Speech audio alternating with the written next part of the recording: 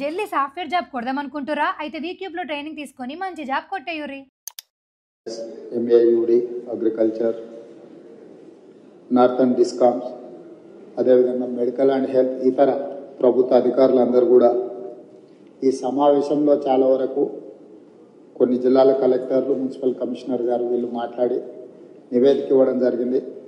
More or less అన్ని జిల్లాల్లో ఇలాంటి సమస్యలే ఉన్నాయి.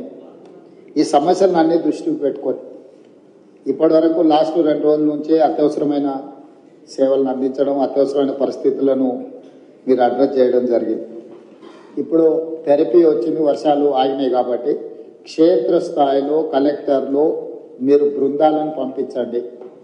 ఫీల్డ్ విజిట్లు చేసి అక్కడ ఉన్న క్షేత్రస్థాయి పరిస్థితులను, అక్కడ జరిగిన నష్టాన్ని, ముఖ్యంగా మనుషుల నష్టము, పశు సంపద నష్టము, పంట నష్టము, తర్వాత ఇన్ఫ్రాస్ట్రక్చర్ డ్యామేజ్, అదే పంచాయత్ రాజ్ కావచ్చు, ఆర్ఎండ్బి కావచ్చు, ఎంఏయుడి కావచ్చు, or any other departments, even schools కానీ, ఎలక్ట్రిసిటీ డిపార్ట్మెంట్, ఎనర్జీ డిపార్ట్మెంట్ వాళ్ళే కానీ, కొన్ని దగ్గర అంగన్వాడీలు కానీ, ఇట్లా గవర్నమెంట్ కూడా కొన్ని శిథిలావస్థకు వచ్చిన భవనాలు కానీ, వీటన్నిటిని క్షేత్రస్థాయిలో మీ జిల్లాలలో మీరు నివేదికలు తెప్పించుకోండి. దాంట్లో ప్రజాప్రతినిధుల సహకారం కూడా తీసుకోండి. నా సూచన ప్రజాప్రతినిధులకు కూడా చాలా అంశాలు మీ దృష్టిలో ఉంటాయి. ప్రజలు కూడా మీ దగ్గరికి తీసుకొస్తుంటారు, ఎమ్మెల్యేలకు, ఎంపీల దగ్గరికి. మీరు కూడా వాటిని ఒక నివేదిక రూపంలో కలెక్టర్లకు పంపించండి. దాంతో ఏమవుతారంటే మాకు ఒక రిపోర్ట్ తయారు చేసి డిజాస్టర్ మేనేజ్మెంట్ నుంచి కూడా గవర్నమెంట్ ఆఫ్ ఇండియాకు నివేదిక ఇవ్వడానికి అవకాశం ఉంటుంది. కాబట్టి సంబంధిత అధికారికి అరవింద్ కుమార్ గారు కూడా నా సూచన, ఏ ఫార్మేట్లో మీకు పంపాలనో ఒక పర్మనెంట్ ఫార్మేట్, వాళ్ళకు ఒక డైరెక్షన్ ఇవ్వాలి. ఇప్పటి వరకు మనం ఎప్పుడు పెద్దగా క్లెయిమ్ చేసుకోలేదు కాబట్టి అధికారులు ఆ ఫార్మేట్లో పనిచేసే విధానాన్ని మర్చిపోయారు. ఇప్పుడు ఖచ్చితంగా మనం ఆ ఫార్మేట్లో నష్టాన్ని అంచనా వేసి కేంద్ర ప్రభుత్వానికి పంపించాల్సిన అవసరం ఉన్నది. కాబట్టి మీరు అధికారులందరితో ఇప్పుడు ఆల్మోస్ట్ 16 జిల్లాలలో, ఇక్కడ 7 జిల్లా కలెక్టర్లు మాత్రమే ఉన్నారు కానీ 12 జిల్లాలలో సివియర్ డ్యామేజ్ ఉన్నది. నాగర్ కర్నూలు, అటువైపు ఎంత మహబూబ్నగర్ జిల్లాలో కానీ, ఇటు కృష్ణా గోదావరి నదుల మీద రెండింటి దగ్గర ఉంది. నా సూచన ఇన్ఛార్జ్ మంత్రులకు కూడా ఆయా జిల్లాలలో మీరు సమీక్ష చేసుకొని లోకల్ ఎలక్టెడ్ రిప్రజెంటేటివ్స్తో ఒక మీటింగ్ ఏర్పాటు చేసుకొని ఆ కలెక్టర్లను కూడా నివేదికలు తయారు చేయమని చెప్పి, దాన్ని ఓవరాల్గా రెవెన్యూ మినిస్టర్ గారు, disaster management comes under revenue, మీరు అందరు మంత్రులతోని సంబంధిత అధికారులతోని మీరు తక్షణమే సమీక్ష చేసుకొని నివేదికలు సిద్ధం చేయండి. ఎందుకంటే మనము రాష్ట్ర ప్రభుత్వం నుంచి నిధులు ఖర్చు పెట్టడమే కాకుండా కేంద్ర ప్రభుత్వం నుంచి రాబట్టుకోవాల్సిన నిధులను కూడా మనం రాబట్టుకోవాలి. మనం ఆ విషయంలో గతంలో కొంత నిర్లక్ష్యము, కొంత వెనుకబాటుతనం ఉన్నది. ఇక ముందు అలాంటి నిర్లక్ష్యం కానీ, అలా కేంద్ర ప్రభుత్వం నుంచి రావాల్సిన నిధులను తెచ్చుకోవడంలో కానీ అలసత్వం ప్రదర్శించడానికి వీల్లేదు. అలా ఎవరైనా అధికారులు వ్యవహరిస్తే అధికారుల మీద కూడా చర్యలు తీసుకోవడానికి ప్రభుత్వం వెనకాడదు. దయచేసి అధికారులకు నా విజ్ఞప్తి, ప్రభుత్వ విధానము మారింది. ప్రభుత్వం స్పష్టంగా కేంద్ర ప్రభుత్వం నుంచి రాబట్టుకోవాల్సిన ప్రతి రూపాయిని రాబట్టుకుంటుంది. మన దగ్గర నిధులు ఉన్నాయి, మనము ధనిక రాష్ట్రం అని చెప్పి కేంద్రం నుంచి తెచ్చుకోవాల్సిన నిధులను తెచ్చుకోకుండా ఈ రాష్ట్ర ప్రభుత్వం వదలదు. కాబట్టి ఎంత డ్యామేజ్ అయితే అంత కంప్లీట్గా అసెస్ చేయండి. బ్రిడ్జ్లు, అక్కడక్కడ లోకాజ్ వేలు, ఇప్పుడు చూస్తే 100 ఫీట్ రోడ్లే కొట్టుకొని పోయినాయి. సో మీరు టెంపరీ రిలీఫ్ల కోసమే, లేకపోతే టెంపరీ రెస్టరేషన్ కోసం మీరు అసెస్మెంట్ చేయకండి. మీరు పర్మనెంట్ సొల్యూషన్ కూడా ఇందులో మీరు నివేదికలు సిద్ధం చేయండి. ఎంతైతే అంత తీసుకొచ్చుకొని మిగతాది ఏదైనా ఉంటే, ప్లస్ ఇప్పుడు మనకు ప్రధానంగా వరంగల్లో చూసిందంతా మీరు ఏవైతే నాలాలు, ఏవైతే చెరువులు, పాతకాలంలో కాలువలు, ఇప్పుడు నాలాలు అంటున్నామో వాటిని సరైన విధంగా మనము బాటిల్ నెక్స్ క్లియర్ చేయకపోవడం వల్ల ఎక్కువ వర్షం వచ్చి ఇదంతా డ్యామేజ్ జరిగింది. వాటిని ఒక అసెస్మెంట్లోకి రండి. ఎన్ని క్యూసెక్స్ వాటర్ పోతుంది, ఎంత కావాలి, ఎక్కడైనా ఏమైనా ఎంక్రోచ్మెంట్ ఉందా, మీకున్న వరంగల్ చుట్టూతో ఉన్న చెరువులన్నిటిని కూడా ఇది చేసుకొని ఇంటేక్ అవుట్ఫ్లోలు, ఇన్ఫ్లోలు అని కూడా క్యాలిక్యులేట్ చేసుకొని ఎంత వస్తుంది, ఏమవుతుంది అనేది కూడా మీకు ఒక అసెస్మెంట్ ఉండాలి. అసెస్మెంట్ ఉండాలంటే ఇరిగేషన్ డిపార్ట్మెంట్ని కూడా మీరు ఖచ్చితంగా వాళ్ళని మీ పరిగణలోకి తీసుకోవాలి. వితౌట్ ఇరిగేషన్ డిపార్ట్మెంట్ మీరు లోకల్ డిపార్ట్మెంట్స్ రోడ్లు రిస్టోర్ చేసి మున్సిపల్ వాళ్ళు మీ ఏరియాలు చేసినా మళ్ళీ వర్షం వచ్చినప్పుడు, వరద వచ్చినప్పుడు సేమ్ సమస్య అవుతాయి. సీఎం కొట్టుకొని పోవడానికి అవకాశం ఉంది. కాబట్టి దయచేసి అట్లాంటి వాటికి అవకాశం ఇవ్వకండి. ఖచ్చితంగా అధికారులు కోఆర్డినేషన్ ఉండాల్సిందే. కలెక్టర్లు మొదట అధికారుల ఈ శాఖల మధ్యలో ఆర్ఎండ్బి, పంచాయతీరాజ్, ఇరిగేషన్, సివిల్ సప్లైస్ అయితే ఈ ఎంఏయుడి వీటి మధ్యలో కంప్లీట్గా మీకు ఒక కోఆర్డినేషన్ పెట్టుకొని పర్మనెంట్గా కలెక్టర్స్ రివ్యూలు చేయాలి. ఒక శాఖకు ఇంకొక శాఖకు మధ్యలో సమన్వయం లేకపోవడం వల్ల కూడా మనకు సమస్యలు ఎక్కువ అవుతున్నాయి. ఒక శాఖ పనులు చేసిపోయిన తర్వాత ఇంకొక శాఖ చేయడం వల్ల కూడా నష్టం జరుగుతుంది. ఎవరు ముందు చేయాలి, ఎవరు తర్వాత చేయాలి అనే దాన్ని కూడా మీకు ప్రణాళిక ఉండాలి. అదేవిధంగా ముఖ్యంగా ఈ చెరువుల నుంచి ఇన్ఫ్లోలు అవుట్ఫ్లోలు క్యాలిక్యులేట్ చేసుకోవాలి. అదేవిధంగా సిటీలో ఎక్కడైతే ఎంక్రోచ్మెంట్స్ ఉన్నాయో, ఎక్కడైతే నాలాలు ఉన్నాయో చెరువులకు వెళ్ళడానికి, వాటిని ఎక్కడైతే బాటిల్ నెక్స్ కబ్జాలకు లోనైనో ఖచ్చితంగా కబ్జాలను తొలగించాల్సిందే. ఎంత వారున్నా ఎవరున్నా ఆ విషయంలో కఠినంగా వ్యవహరించాల్సిందే. కబ్జాలు పెట్టేటోళ్ళు 10 మంది ఉంటే ఈ 10 మంది వల్ల 10,000 ఇళ్ళు కాలనీలలో నీట మునుగుతున్నాయి. వాళ్ళ జీవితకాలం కష్టపడి సంపాదించిందంతా టీవీలు, ఫ్రిడ్జులు, మంచాలు, పిల్లల చదువులు, పిల్లల సర్టిఫికెట్లు, వాళ్ళ సంపద మొత్తం నీళ్ళలో మునుగుతుంది. మనం ఏమి ఇచ్చినా కూడా వాళ్ళకి అంత సహాయం చేయలేము. కాబట్టి దయచేసి ఈ విషయంలో అధికారులు స్పష్టతతో కూడుకున్న నిర్ణయాలు తీసుకొని ముందుకు వెళ్లాల్సిందే. ఇప్పుడు వరదలు తగ్గినాయి కాబట్టి ఇమ్మీడియట్గా పారిశుద్ధ్య కార్యక్రమాలు పనులను ముందు ఇమ్మీడియట్గా టేకప్ చేయండి. మొత్తం ఎక్కడెక్కడైతే చెత్త పేరుకుపోయిందో చెత్త క్లీన్ చేయడంతో పాటు శానిటేషన్ పనులను కూడా మీరు తక్షణమే అడ్రస్ చేయాలి. మెడికల్ అండ్ హెల్త్ వాళ్ళు కానీ మిగతా డిపార్ట్మెంట్లు అందరూ కూడా కోఆర్డినేషన్తో మీరు అందరు కలిసి ముందుకు వెళ్లాల్సిందే. వీటన్నిటి రిలేటెడ్ ఏదైతే నివేదికలు ఉన్నాయో డిజాస్టర్ మేనేజ్మెంట్కి ఎప్పటికప్పుడు మీరు నివేదికలు పంపించండి. అదేవిధంగా గతంలోనే ప్రభుత్వం జీవోలు ఇచ్చింది. మనుషులు చచ్చిపోతే ఎవరు చచ్చిపోయినా 5 లక్షల రూపాయల నష్టపరిహారం ఇవ్వడానికి ప్రభుత్వం నిర్ణయం తీసుకున్నది. ఎక్కడెక్కడైతే హ్యూమన్ లాస్ ఉందో వాటన్నిటిని కూడా రికార్డ్ చేసి పోలీస్ అధికారులకు కూడా కమిషనర్స్ అండ్ పోలీస్ డిపార్ట్మెంట్ కూడా ఇన్స్ట్రక్షన్స్ ఇస్తున్నా. అట్లా పోయిన వాళ్ళందరినీ ఇమ్మీడియట్గా ఎఫ్ఐఆర్ చేయండి. కొన్నిసార్లు ఆలస్యంగా వస్తారు. వాళ్ళు ఒకసారి ఫీల్డ్ వెరిఫికేషన్ చేసి ఎఫ్ఐఆర్లు కడితే రేపు దీంట్లో వాళ్ళకి నష్టపరిహారం ఇవ్వాలంటే కూడా ఇవన్నీ అవసరం. మీరు ప్రొసీజరల్ ల్యాప్సెస్ కూడా లేకుండా పోలీస్ అధికారులు కూడా వాళ్ళు ఎవరెవరు ఈ వరదలలో చనిపోయినరో తక్షణమే వాళ్ళ వివరాలన్నీ సేకరించి వెంబడే ఎఫ్ఐఆర్ కట్టి దానికి సంబంధించిన నివేదికలు ఇవ్వండి. అదేవిధంగా పశు సంపద ముఖ్యంగా మేకలు కానీ పశువులు కానీ, మేకలు ఇవి చచ్చిపోతే 5,000, ఆవులు బర్రెలు ఈ పెద్దవి ఏవైనా చచ్చిపోతే మనం 50,000 రూపాయలు ఇస్తున్నాం అంతేనారు. సో 50,000 రూపాయలు ఇస్తున్నాం. వాటిని కూడా వెంబడే అంచనా వేసి ఏ ఒక్కరికి కూడా ఇబ్బంది జరగకుండా చూడండి. పంట నష్టం జరిగిన ప్రాంతాలలో చాలా వరకు పత్తి, వరి, చేతికొచ్చిన పంట నష్టము ఇవన్నీ కూడా జరిగినాయి కాబట్టి ఎకరాకు 10,000 రూపాయలు మనం రైతులకు పంట నష్టపరిహారం కూడా ఇవ్వాలనుకుంటున్నాం. తక్షణమే ఆ నీట మునిగిన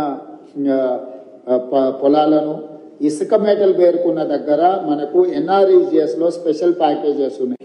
ఆ ఇసుక మొత్తం తొలగించడానికి ఎకరాకు 10,000 కాదు ఎకరాకు 1,00,000 కూడా మనము ఎన్ఆర్ఈజిఎస్లో తీసుకోవచ్చు. కాబట్టి ఎన్ఆర్ఈజిఎస్కు సంబంధించిన పంచాయతీరాజ్ వాళ్ళు కూడా మీరు తక్షణమే దాని మీద దృష్టి పెట్టి అంచనాలు వేసి ఆ ఇసుక మేటలు పేరుకున్న రైతులను ఆదుకోవడానికి కూడా దానికి కావాల్సిన అంచనాలు చేయండి. అదేవిధంగా ఇంట్లో మునిగిన వాళ్ళు, ఇంట్లో పోయిన వాళ్ళకు ప్రతి ఇంటికి మీరు అంచనా వేసి 15,000 రూపాయలు నష్టపరిహారం వాళ్ళకి ఇవ్వండి. అంటే ఇళ్లకి నీళ్లు వచ్చి వస్తువులు తడిచిపోయిన వాళ్ళకు వాళ్ళకి ఏమి ఇచ్చినా మనం సహాయం చేయలేం, కానీ కనీసం అట్లా పోయిన వాళ్లకు ప్రతి ఇంటికి ఒక 15,000 రూపాయలు ఇవ్వడానికి అవసరమైన సహాయక చర్యలు చేపట్టండి. తర్వాత అత్యంత పేదలుండి గుడిసెలుండి లేకపోతే ఏదైనా కొట్టుకుపోయిన వాళ్ళు ఉంటే ఇందిరమ్మ ఇండ్లు ఇచ్చే అర్హత ఉంటే ఒక స్పెషల్ దీని కింద అయినా మనం కాన్స్టిట్యున్సీ వైజ్ ఇచ్చే కోటా కాకుండా అవసరం అనుకుంటే ఏమైనా అదనపు కోటా అయినా కూడా ప్రభుత్వం ఇస్తుంది. అట్లా ఇండ్లు కోల్పోయి నిరాశ్రయులు అయిన వాళ్ళని కూడా లిస్ట్ అవుట్ చేయండి. వాళ్ళకు కూడా మనం కొంతమేరకు ఇల్లు ఇవ్వగలిగితే ఇవ్వచ్చు. అదేవిధంగా ఇంతకుముందు వెళ్ళిన కాలనీలలో వాళ్ళు ఇళ్ల పట్టాలు, ఇళ్లకు సంబంధించిన అంశాలు కూడా చెప్పించారు. కలెక్టర్ గారు, లోకల్ మున్సిపల్ కమిషనర్ గారు ఫీల్డ్ విజిట్ చేసి ప్రభుత్వ భూమిలో ఆల్రెడీ పట్టాలు ఇచ్చుంటే వాళ్ళకి ఇల్లు ఎట్లు ఇవ్వాలి, పట్టాలే ఇవ్వకుండా ప్రభుత్వ భూమిలో వాళ్ళు ఇల్లు కట్టుకొని ఉంటే వాళ్ళకి పట్టాలు ఎట్లు ఇవ్వాలి. కొన్ని దగ్గరలో సికమ్ ల్యాండ్లలో ఎంక్రోచ్ అయిన చెరువులలో సికమ్ ల్యాండ్లలో మనము పట్టాలు ఇవ్వడానికి కుదరదు. కాబట్టి ప్రత్యామ్నాయం ఏం చేయాలనో కూడా మీరు దాన్ని దృష్టిలో పెట్టుకొని చేసుకోవాలి. పర్టికులర్గా వరంగల్లో municipal and irrigation department coordination missing. ఇమ్మీడియట్గా ఇన్ఛార్జ్ మినిస్టర్ గారు, సంబంధిత అధికారులు, మున్సిపల్ అండ్ ఇరిగేషన్ మినిస్టర్ ఈ మున్సిపల్ అండ్ ఇరిగేషన్ అధికారులు కూర్చొని కాంప్రహెన్సివ్గా హన్మకొండ అండ్ వరంగల్ ఈ మొత్తానికి మీరు కాంప్రహెన్సివ్ ప్లాన్ చేసుకోవాలి. Warangal outer ring road inside ఏదైతుందో కోర్ అర్బన్ వరంగల్ ఏదైతుందో కోర్ అర్బన్ వరంగల్కి మీరు అండర్ గ్రౌండ్ డ్రైనేజ్ విషయంలో కానీ రోడ్ల విషయంలో కానీ మిగతా డెవలప్మెంటల్ ఇష్యూస్లో కంప్లీట్గా కాంప్రహెన్సివ్ ప్రణాళిక చేసుకోవాల్సింది. దీంట్లో భాగంగానే స్మార్ట్ సిటీలో మీకు కొన్ని నిధులు వచ్చినాయి. మీరు కొంత దూరం స్మార్ట్ సిటీలతో నిధులతో కట్టేసి అక్కడ వదిలేసింది.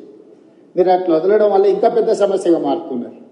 సో స్టేట్ గవర్నమెంట్ నుంచైనా ఏం కావాలనో శ్రీదేవి గారు మీరు ఆ స్మార్ట్ సిటీలో చేయంగా మిగిలిన పనులు ఏం చేయాలనో కూడా దానికి ఒక నివేదిక తయారు చేయండి. మనం అవసరమైతే ప్రత్యేకంగా బడ్జెట్ ఇచ్చి వరంగల్ మీద ప్రత్యేకంగా ఫోకస్ పెడదాం. పనులు మాత్రం వదిలేయడానికి వీలు లేదు. స్మార్ట్ సిటీలో తెచ్చుకోగలిగిన తెచ్చుకోండి. బ్యాలెన్స్ వర్క్స్ ఏవైతున్నాయో ఖచ్చితంగా స్టేట్ గవర్నమెంట్ నుంచి మీరు ప్రపోజల్ చేయండి. Government is here to sanction all those ఏవైతే సమస్యలు ఉన్నాయో వాటికి సంబంధించి. అదేవిధంగా ఇప్పటి వరకు ఆ స్మార్ట్ సిటీలో మీరు ఫండ్స్ క్లెయిమ్ చేసిందా చేయలేదు, ఎందుకంటే లాస్ట్ టైం ఎక్స్టెన్షన్ తీసుకొచ్చినాం 1 year వరంగల్ స్మార్ట్ సిటీ. ఇప్పుడు దానికి సంబంధించి కూడా మీరు ఏమేమి చేయాలనుకుంటున్నారో వాటన్నిటిని కూడా మీరు ఖచ్చితంగా ఎంబడే టేకప్ చేయాలి. ఈ మీటింగ్ అయిన తర్వాత నేను ఫస్ట్ కలెక్టర్స్ రివ్యూ మీటింగ్ పెట్టుకోండి. డిపార్ట్మెంట్ హెడ్స్కి నేను సూచన ఏం చేస్తున్నా అంటే head of the department, Panchayati Raj principal secretary, irrigation principal secretary, MAUD principal secretary, ఇక్కడ ఆల్మోస్ట్ అందరు ఉన్నారు. ఫస్ట్ మీ లెవెల్ ఒక రివ్యూ తీసుకొని గ్రౌండ్ లెవెల్ ఒక కోఆర్డినేషన్ ఆఫీసర్స్తో ఒక కోఆర్డినేషన్ ఆఫీసర్స్ కమిటీని ఇచ్చేసి వాళ్ళు కలిసి ఫీల్డ్ విజిట్ చేయాలి. కలెక్టర్లను కూడా అందులో భాగం చేసి కలెక్టర్ల ద్వారా నివేదికలు తయారు చేస్తే మనం ఏం ఫండ్స్ ఇవ్వడానికి ఉంటుందో మనకు స్పష్టత వస్తుంది. మీరు ఒక నివేదిక తయారు చేసుకున్నాక ఏ జిల్లాకు ఆ జిల్లా, ఫర్ ఎగ్జాంపుల్ వరంగల్ జిల్లా, ఉమ్మడి వరంగల్ జిల్లా ఇన్ఛార్జ్ మంత్రిగా ప్రజాప్రతినిధుల అధికారులతో ఇమ్మీడియట్గా రివ్యూ తీసుకొని ఆ నివేదికలు తయారు చేస్తే గవర్నమెంట్ ఆఫ్ ఇండియా నుంచి ఫండ్స్ ఎట్లా తెచ్చుకోవాలా, స్టేట్ గవర్నమెంట్ నుంచి ఏం ఫండ్స్ ఇవ్వాలా అనేది రెండింటి మీద కూడా మేము క్లారిటీ ఇచ్చి దానికి కావాల్సిన నిధులు మంజూరు చేసే కార్యక్రమం తీసుకుంటాం. ఇక ముందు ఈ క్లౌడ్ బస్ట్ అనేది పర్మనెంట్. మీరు ఏదో ఈ ఒక్కసారి వచ్చింది దీన్ని టెంపరీగా మీరు అడ్రస్ చేద్దామని అనుకుంటే మీ తప్పు. పోయిన సంవత్సరం వచ్చింది, ఈ సంవత్సరం వచ్చింది. మీకు కోవిడ్ తర్వాత క్లైమేట్ చేంజెస్ జరిగినాయి. ఇంకా రెగ్యులర్గా మనం ఈ ప్రాబ్లం ఫేస్ చేసేది ఉంటుంది కాబట్టి ఈ ఇష్యూస్ని పర్మనెంట్గా ఎట్లా అడ్రస్ చేయాలనో మీ దగ్గర ప్రణాళిక ఉండాలి.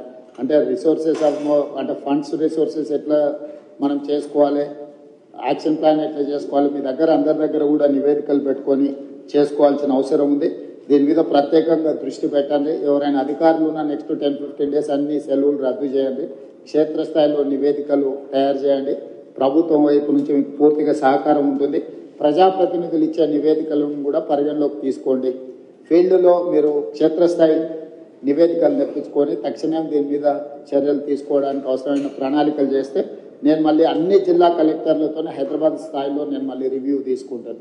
Arvind, next 1 week, after 1 week, ask them to come with reports.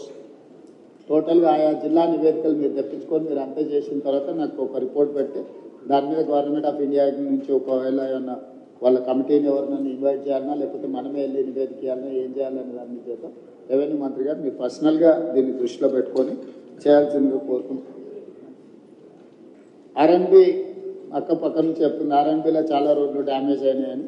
R&B అధికారులు వికాస్ ఆర్ఎన్బి నుంచి ఏమున్నదో మీరు స్పెషల్గా ఒక ఆఫీసర్ని ఇచ్చేసి దీని మీద కంప్లీట్గా నివేదికలు తెప్పించండి. లోకల్ ఏ ఇష్యూస్ ఉన్నా కూడా ఒకసారి దీన్ని టోటల్గా నివేదికలు తెప్పించి పనులు పూర్తి చేయాల్సిందిగా కోరుకుంటూ అధికారులు ఎవరు నిర్లక్ష్యం వహించినా ప్రభుత్వం దాన్ని సీరియస్గా పరిగణలోకి తీసుకుంటుంది. దయచేసి నిర్లక్ష్యం అనేది వదలండి. క్షేత్రస్థాయిలకు వెళ్ళండి. కలెక్టర్లు కూడా ఫీల్డ్ విజిట్లు చేయాల్సిందే. నేను కలెక్టర్లు చీఫ్ సెక్రటరీ గారు కూడా చెప్పిన మీ ఏసీఆర్లు రాసినప్పుడు మీ ఫీల్డ్ విజిట్స్ కూడా వన్ ఆఫ్ ద క్రైటీరియా. మీరు అనుకోవచ్చు ఫీల్డ్ విజిట్ చేయకపోతే ఎక్కువ అయితే ట్రాన్స్ఫర్ చేస్తారని. ట్రాన్స్ఫర్ చేయకుండా మీ వార్షిక నివేదికలలో కూడా మీరు ఎన్నిసార్లు ఫీల్డ్ విజిట్ చేసారు, ఎక్కడెక్కడికి వెళ్ళారు, ఎడ్యుకేషనల్ ఇన్స్టిట్యూట్స్ ఎన్ని చేసారు, డిజాస్టర్లో ఎన్ని అడ్రస్ చేసారు, అన్నిటిని కలిపి దాన్ని కూడా ఒక బెంచ్ మార్క్గా ప్రభుత్వం పరిగణిస్తుంది. దయచేసి ఈ అంశాలను అన్నిటిని కూడా దృష్టిలో పెట్టుకొని ఇప్పటివరకు బాగా పనిచేసిన అధికారులను అభినందిస్తూ బాగా పనిచేయాల్సిన అధికారులకు సూచనలు చేస్తూ భవిష్యత్ కార్యాచరణని సిద్ధం చేసుకోండి అని తెలియజేస్తూ మీ అందరి దగ్గర సెలవు తీసుకుంటున్నా. ధన్యవాదాలు.